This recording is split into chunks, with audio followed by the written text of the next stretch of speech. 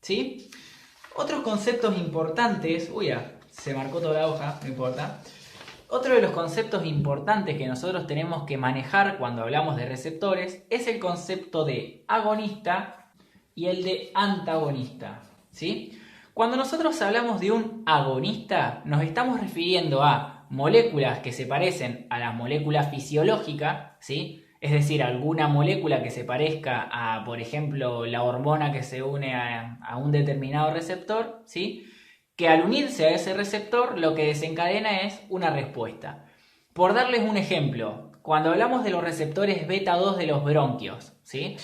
La molécula fisiológica que se une al receptor beta 2 es la adrenalina o la noradrenalina, ¿sí?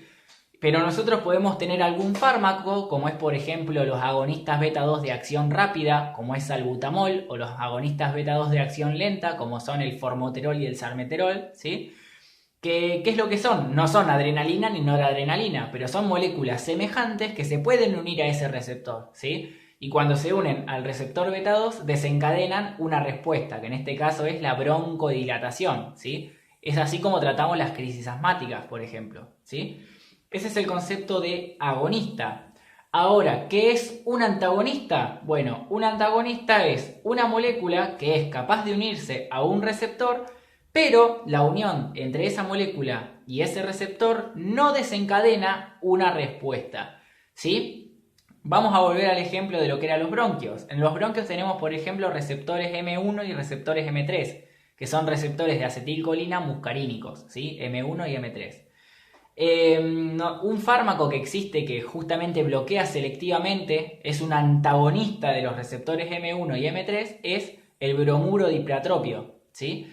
El bromuro dipratropio, ¿qué es lo que hace? Se une a los receptores M1 y M3 y lo que hace justamente es no genera una respuesta, ¿sí?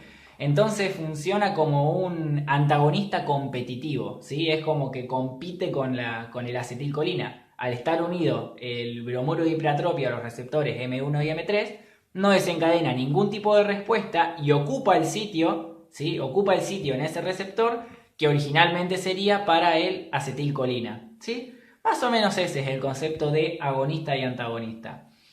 Bueno, eso es lo primero que tenemos que saber, ¿sí? Algo muy importante que tenemos que conocer también de receptores es que la localización del receptor puede variar.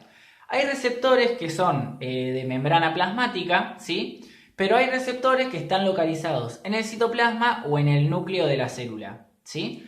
Y acá viene un concepto muy importante. Las hormonas que son no polares, ¿sí? o las moléculas que son no polares, entiéndase por moléculas no polares las que son lipídicas, ¿sí?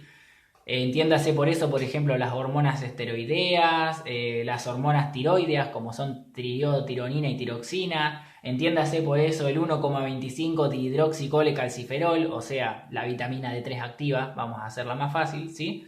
Son todas moléculas no polares. ¿Qué pasa con las moléculas no polares? Bueno, las moléculas no polares tienen los receptores localizados en el citoplasma o en el núcleo, ¿sí? Esto es muy sencillo de entender. Vamos a hacer de cuenta que esto es una célula y este es el núcleo, ¿sí? Cuando hablamos de receptores que están en el núcleo o en el citoplasma, ¿sí? La molécula tiene que ser sí o sí no polar. ¿Por qué? Porque esa molécula, ¿sí? Ese ligando, tiene que atravesar la membrana plasmática, ¿sí? Y las moléculas no polares son las que pueden atravesar la membrana plasmática por difusión simple, ¿sí?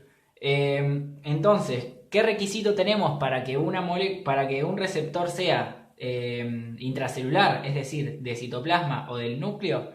Que su ligando sea no polar, ¿sí? Entonces, este ligando es no polar. ¿Por qué? Porque puede atravesar la membrana plasmática, ¿sí? Entonces, todo ligando no polar tiene su receptor ubicado dentro de la célula, en el citoplasma o en el núcleo, ¿sí? Por su parte, los receptores de membrana, vamos a dar cuenta que esto es un receptor de membrana plasmática, ¿sí? Acá está el núcleo.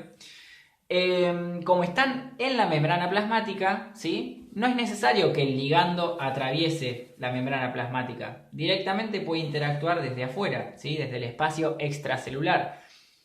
Los receptores, ¿sí? Que tienen que están en la membrana plasmática, ¿sí? Tienen ligandos polares, ¿sí? Es decir, si nosotros decimos que un receptor está en la membrana plasmática, el ligando va a ser polar. ¿Y cuáles son los ligandos polares? Bueno, principalmente los que son peptídicos, ¿sí? Los que son proteínas.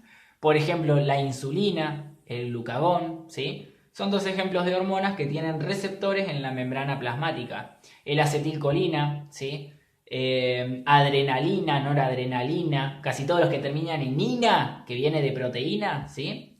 Son ligandos polares y por ende tienen su receptor ubicado en la membrana plasmática, ¿sí?